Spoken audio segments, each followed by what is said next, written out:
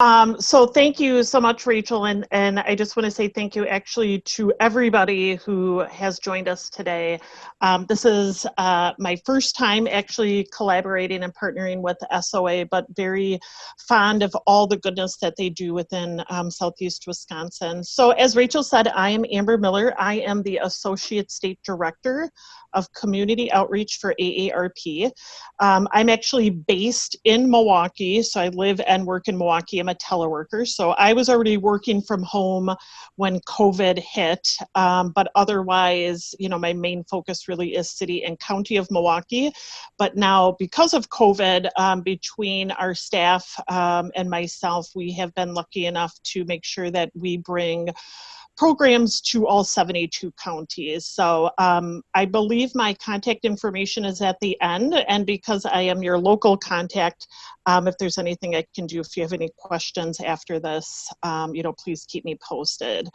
And let me I'm just trying to admit people. Okay, so today we're going to be talking a little bit about downsizing and decluttering. I was just telling Rachel too, my boss and I were talking today about how we've seen an increase with the request for this particular workshop. And he goes, why do you think it's becoming so popular?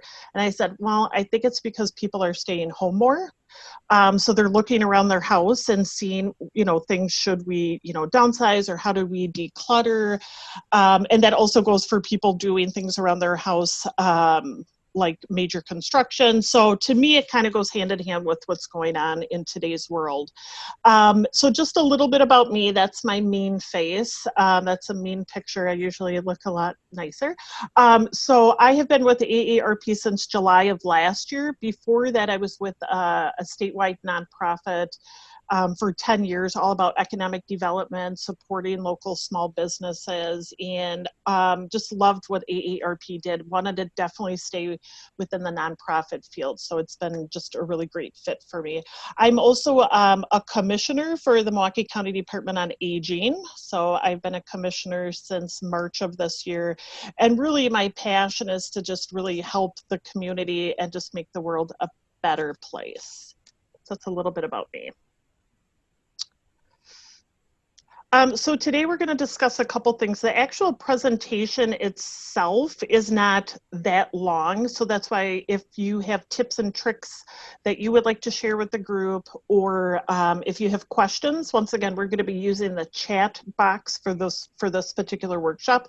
So please feel free to chat with us during the presentation. So today we're going to discuss what is downsizing, tips on downsizing, tips on decluttering, and before and after inspiration. So a lot of you might be on here for either one. Downsizing, which means, you know, currently maybe you're living in a larger home than what you need, and tips and tricks on how to maybe find a smaller piece of property, and then also just decluttering. So looking around your house and finding ways to get rid of some of the stuff that maybe you've been collecting over the years, or haven't found a way to maybe separate from some of it. So those are the things we're going to be talking about today.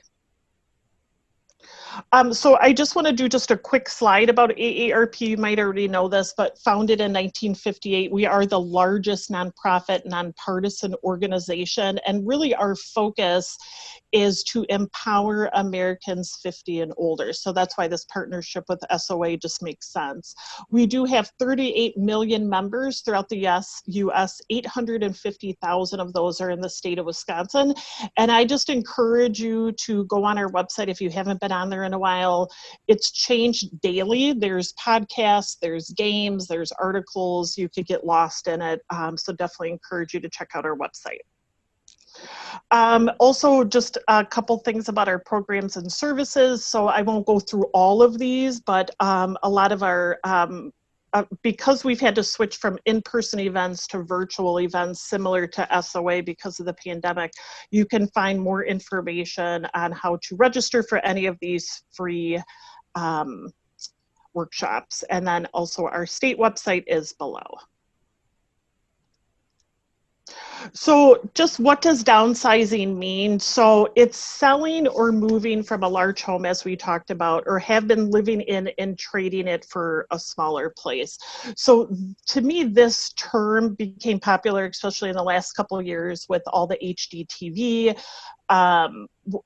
programs about like downsizing, and especially if you purchased the home many years ago when you had a larger family, but maybe they've moved. So just thinking of ways that you can downsize. So we're going to talk a little bit about that. So why do people downsize? So it could be for a couple reasons. It could be for health reasons. So AARP is really big on empowering people to live in their own home as long as they can. So sometimes for health reasons, if they have a 2-story home, maybe it doesn't make sense for them to live in that home anymore, and they might need a ranch style home. Could also be for financial reasons. So as we know, as time goes on, it's very costly to repair your home. When you think of a hot water heater, a new roof, it just starts kind of adding up. So it might not make sense to still live in the same home, and especially if you're living by yourself or with a significant other. And then once again, maybe the property is too large. So maybe you're close to retirement and you're like, I just don't want to do the upkeep to the yard. I'm sick of shoveling. I have 4 bedrooms. I only really need 1 bedroom. So there could be a couple different reasons why people downsize. So tip 1, so we're going to talk about a couple tips, and these are things that you could do in the comfort of your own home, of course. So is to create a plan. So know what you want and why you want it and what is the goal. And this could be, for downsizing, it can also be just in your personal life, but then also thinking about where do you want to move. So if you're looking to downsize, do you still want to live in the same neighborhood? Do you want to live in the same city, the same county? Could it be time for a bigger move? So maybe you have family and friends that live out of state. So starting to think about why you want to do the downsizing, where you want to move, also what type of home. So right now, if you're living in a 2-story home, does it make sense to get a ranch style home, a condo? And it could also be you moving from a home, selling it, and moving into an apartment. So maybe senior living or not senior living, but you want to start thinking about what type of home you want to live in.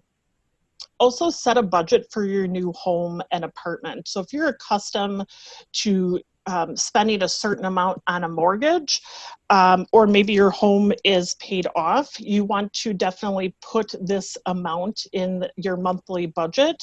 And what can you pay that you still feel comfortable, that won't be a stretch to your budget?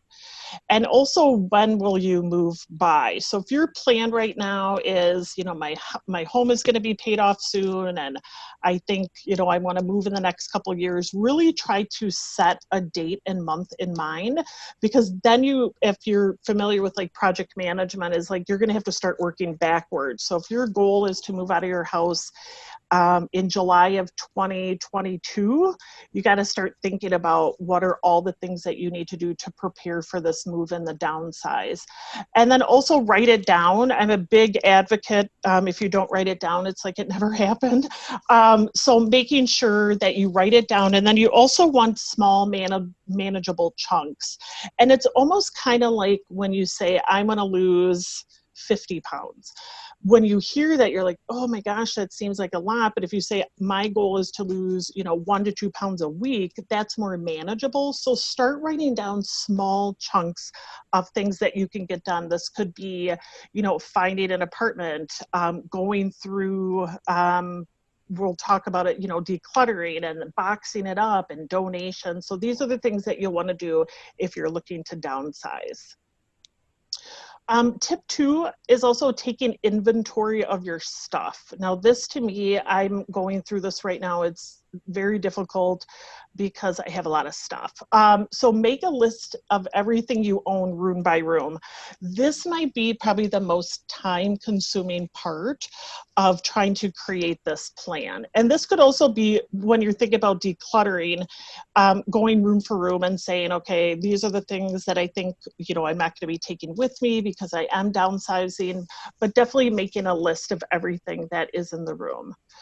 You also want to spread out your items so you can see each one. This might not be for everybody, but I'm a visual person. So if I have a box of things, I need to take the items out of the box, put them on the floor, and see what is there. It could be something that I haven't seen for 5 years, which means I probably don't need it, but you definitely want to make sure that you can see the items.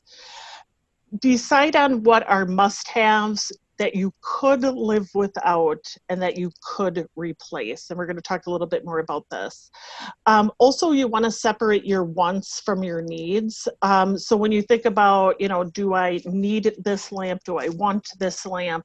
Do I need, these old letters, photographs? So there's certain things that you're like, I definitely need to take this with me, and I need to find a space for it in my new home, or things that you might be able to donate or not need.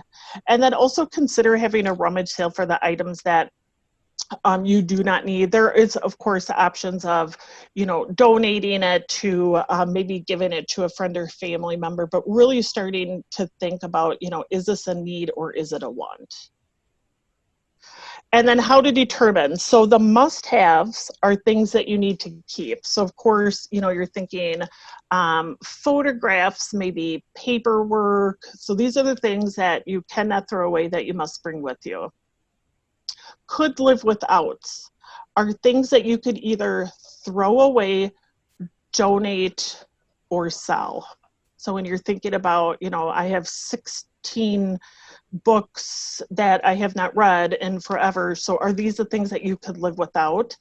And then could replace. So list will hold things that you could replace with something smaller or more manageable. So these are the ways that you should be taking your inventory list. So must-haves, could live without, and could replace. And then also too, if you're looking in the chat, so this session will be recorded and also posted to the SOA website. So just in case you're looking to take notes on something, this will be posted there. And then also I want to make sure that you guys know for the chat feature, if you have any tips and tricks, or maybe you're going through this right now with downsizing and decluttering, please make sure to share that with us. So the least used to the most used areas, and I have actually used this and it definitely works. So begin with the rooms or areas of your home that are least used. So when you're thinking about your home right now, like for me, for instance, I do live in a 2-bedroom apartment. My second bedroom is the least used. So start writing down the least used to the most used rooms. And a good place to start might be, it could be a closet, it could be a linen closet, it could be maybe a part of your basement that gathers nothing but junk. And we all have a place in our house that is probably collecting items that we're just like, we can't find a home for, so we're just going to put it here, we're going to come back to it and look at it, but most of the time that's hard to do. And then have boxes, bags, baskets, or other containers with you, because when you start tackling these particular spaces, you want to make sure when you're going through the box, or that when you're putting them on the ground, that when you do that, you have another place to put that item in. So boxes, bags, baskets, or other containers with you. So once again, you're starting with the least used room, and you're going to be having containers with you. So that's tip 3. And it's okay to feel this right here. I think a lot of people need to be mindful of, especially if one of your loved one is ready to downsize. So recognize your feelings, whatever they are. So it could be unresolved conflict can resurface, identify it and understand it. Focus on what you're gaining rather than what you're going to lose. So if you have an attachment to some of the items or all of your items, and it's hard for you to either donate them, throw it away, give it to a friend or family member, that's okay to feel that way. You just have to recognize why you feel that way. Is it because it's sentimental? Is it because somebody gave it to you that's no longer in your life? Or is it, I'm just keeping it because one day I might use it? And if you've had that item, let's say for 5 to 10 years, and if you haven't used it yet, those are, you know, some things that you just have to kind of think through. And then also start with the least emotional area of your home first. So that could be, once again, a closet that maybe you haven't used in a while. So it might be easier for you to do this, because then you're most likely be able to throw away an item or donate an item because you don't have that attachment to it. And then also, you know, downsizing can be painful, and finishing the task will bring its own satisfaction. And that's why when a lot of folks are downsizing, I had to do this with my grandma last year.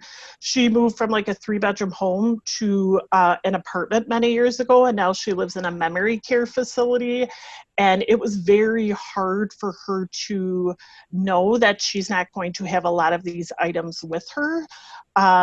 But she knew in the long run she was able to bring some of the things that she really cherished. So just making sure that, you know, that you work through these feelings, and always reach out to your friends and family, and especially if it's hard for you to go through certain items, and knowing that if you are downsizing, you can't bring it with you. So it's okay to feel.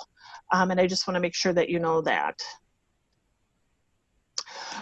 So decluttering is similar to some aspects of downsizing. So the benefits are less to clean, less to organize, and less to stress. So this could be a part of your house that just needs to maybe be reorganized or looked at a little bit differently, or maybe you're wanting to stay in your house, but you're not using the space like you should. So if you have, you know, a 3-bedroom house and one of the rooms is pretty much just storage, you know, what is a way that you could use that 3rd room to benefit you, and maybe moving those items somewhere else. I'm a big believer in starting with 5 minutes at a time. So when I work from home, I'm really big on having like background noise. So I usually, you know, I'm watching a TV show or something, and every time there's a commercial on, I get up and I do something during that commercial. So I don't know if you guys have this thing called a junk drawer. I have a junk drawer. I've always had one, even when I was little, going through that and just throwing away stuff, reorganizing drawers, going through my linen closet. And when you think about those 5 minutes at a time, whether it's 5 minutes a day, 5 minutes an hour, you really start making a dent into some of the clutter that you might have. Also take the 12-12-12 challenge. So locate 12 items to throw away, 12 items to donate, and then 12 items that could be returned to their proper home.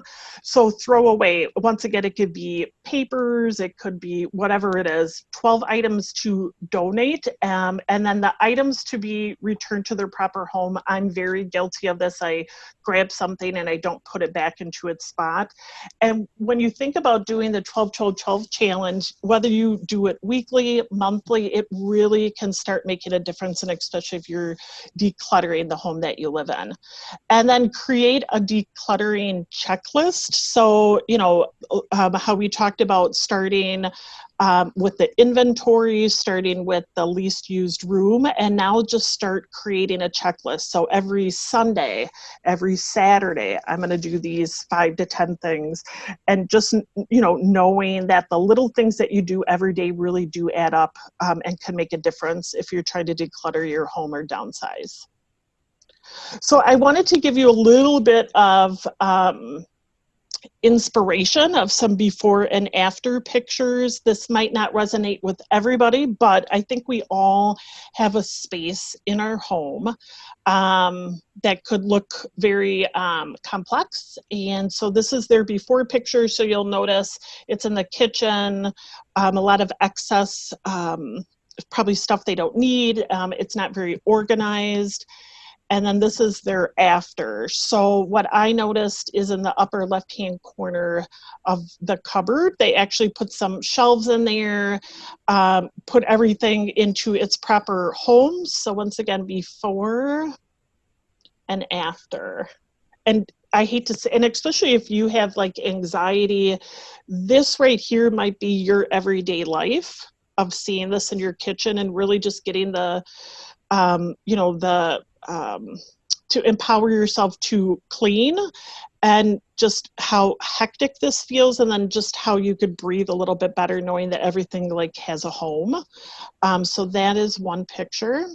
The next, of course, is, you know, like a food pantry, that you could also look at this as like, you know, your linen closet or anything that's in your home. And then this is their after. So to me, this is very impressive. So they put, you know, breakfast items and soups, and this right here could just be something that you could do, you know, if you have 20 minutes a day of just like, I'm going to tackle this one little project, because we know how it feels when we can check something off our list of like, we completed this one task, because organizing and cleaning and throwing away things and decluttering is not on everybody's top priority list. It's a lot of the times it's something that people are like, I'm just going to do it once a year during spring cleaning, but imagine just doing these little things every day. And then also just a friendly reminder, if you would like to use the chat box on any tips and tricks that you have for decluttering or downsizing. Here's another before. Once again, we all have these kind of drawers. I definitely have this drawer, and they're after.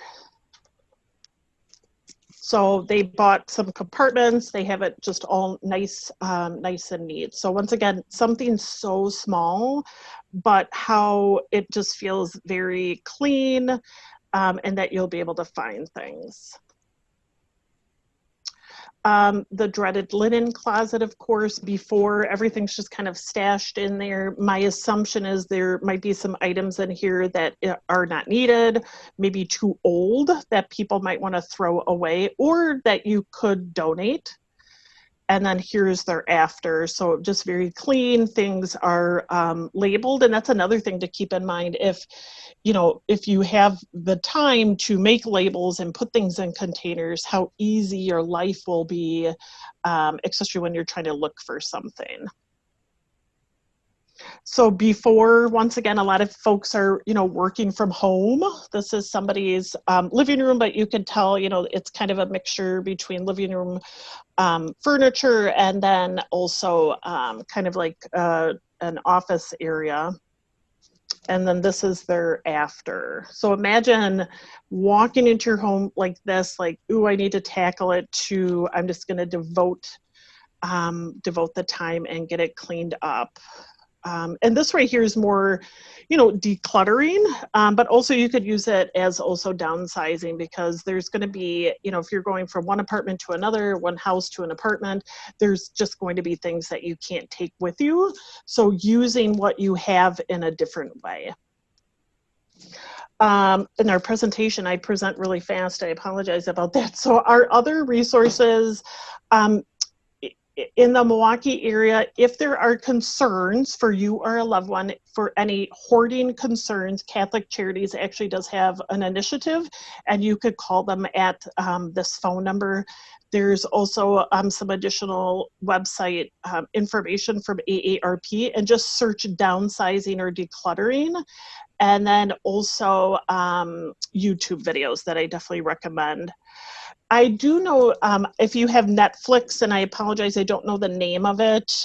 There's two things on Netflix. There's one woman who has a whole documentary about like going through things, and you're supposed to look at it and say, does this bring me happiness? And if it doesn't, you should be able to donate it. So that could be one, and I apologize, I don't know the name of it. And the second one just started on Netflix, where it's all about decluttering and organizing, because it's hard to declutter and organize at the same time. So it's almost like you kind of have to declutter, then go through it again and organize. So there's some stuff on Netflix that might be of interest to you. And I'm going to go to the chat. So Chuck, anyone have tips for dealing with paper? I find paper overwhelming. Oh, the art of tidying was one of them. So Chuck will come back. Yeah, very much going to trim the overflowing junk and hardware drawers. And what's interesting is a lot of my friends have never heard the term junk drawer, so I give them a lot of credit. I'm like, I have one still to this day, but also I probably 80% of the things in my junk drawer probably I do not need. So if anybody has any tips for Chuck, anybody have tips for dealing with paper? I find paper overwhelming. And Chuck, thank you. Yes, Laura, it's Marie Kondo is the person I was talking about, who, when you go through your things, you ask if it kind of like brings you joy. She has like this whole kind of method behind the madness. And then there's something called Taming the Paper Tiger. And I'm not sure if that is a documentary. For James, a new thing comes into the house, a similar old thing leaves the house, which I love that. So if you're going to bring something in the house, what can you, and I actually do that with my nieces when it comes to toys. Yes. Any other tips or tricks or questions? Once again, it's kind of a tight presentation, but really what this should do is kind of give you ideas and also empower you to start creating your own plan, whether it's downsizing or decluttering your area. But what are some ways that you can tackle this little by little so it doesn't feel so overwhelming? And right now, with the world that we live in, with the epidemic, we are at home more. So what are some ways that we can really utilize that time to ensure that everything is neat and organized and that it doesn't start feeling overwhelming? Because when it starts feeling overwhelming, that's when people, I think, are choosing to be like, oh, I'm going to put it off for a couple months, put it off for a couple months, and those couple months start being a couple years. So I have a message with paper: pick it up just once and put it in its place. Toss, file, or place in a folder such as bill paying, which is good. Once again, it comes back to finding a home for the paper. I love to shred paper. I shred everything, which is probably not a good idea because then I go back and say I shouldn't have shredded that. Any other tips or tricks? Otherwise, I'm going to be giving you a lot of your time back. Shirley, at a rummage sale, have a big free table. That allows you to get rid of anything that has even a small value, which is a really great idea. And of course, donating anything. I've been going through clothes, and I donated to local shelters. Conrad, sources here in Milwaukee for shredding sources. Used to be places to take it free. So I know and Rachel, tell me if I'm wrong here, or Chuck, the Better Business Bureau, the BBB, used to have like Shred Fest. Also, a lot of banks and credit unions had that. Since COVID, I have not really seen much, but maybe Rachel and Chuck, if there's other resources. From Laura, papers have a home. Do it every day. File, toss, do, pay, read. Keep a calendar and return calls promptly. I like it. Absolutely. So do something every day. Remember that 5-minute rule? 5 minutes a day, 5 minutes an hour, the 12-12-12 rule. 12 things you're going to donate, 12 things you're going to find a home for, and then 12 things you're going to keep. This is from Rachel from SOA. Once the centers reopen, consider donating to our gift shop. Oh, Rachel, can you unmute yourself and talk about that? Do you mind? Sure. So we're not taking donations right now, but once the pandemic is over and we're reopened, all of the centers have some sort of gift shop or mobile cart. And so if you have any gently used items that you'd like to donate, no shoes or clothes, but anything else, we take that and it goes to support our centers. Great. I didn't even know that myself, so that's good to know. Thank you. Yeah. Margot said, and this is not an endorsement, it says Shredded Out in New Berlin has up to 500 pounds shredding for $10. And Chuck said he's going to research some shredding resources and he will post them on the SOA Facebook. Alice said monthly bill storage. I hate to throw anything out. Get an accordion folder that holds 12 months. Drop the bills for the year in each month. At the end of the year, move all to a folder for the year. After another year, throw it out. So you'll notice people have kind of their own method of staying organized or decluttering. So it's very interesting to hear what other folks are doing. Oh, sorry. Margot said, sorry, it's called card shredding. So it's KARD shredding. Need coupon found online and works on Tuesdays. So you can see this in the chat box from Margot. Is there anybody on the workshop that has taken away anything, maybe that they're going to implement in either decluttering or downsizing that they would like to share?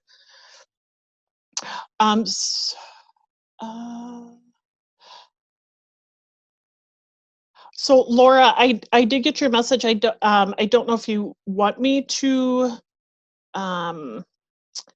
if I can share that with the group. If not, I will address it. Conrad is saying, is card shredding the one referred to New Berlin? So Margot, maybe you can, yes, so Margot said that. So yeah, please share. Okay, thank you so much.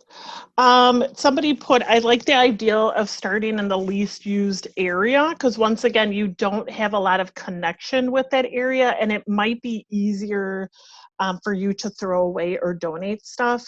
So what are some of the emotional issues that people have with decluttering? So a lot of it is usually anxiety. So it could be that they are feeling overwhelmed, and it could be because they don't know how to go through and organize and declutter. So I don't like to use the word hoarder, but when you think of hoarder tendencies, a lot of, is collecting items that don't necessarily maybe have value to you, but it has value to that person. So it could be picking up, trash outside. It could be collecting books that they're never going to read. So a lot of it's, anxiety. And I think that's why if you feel like you might be having hoarder tendencies, to contact Catholic Charities. And please know you're not alone. There's a lot of people who might be feeling this way. So definitely reaching out for resources. And especially right now, if you're viewing this workshop and if you do not have these tendencies, you might know of somebody who does. So please make sure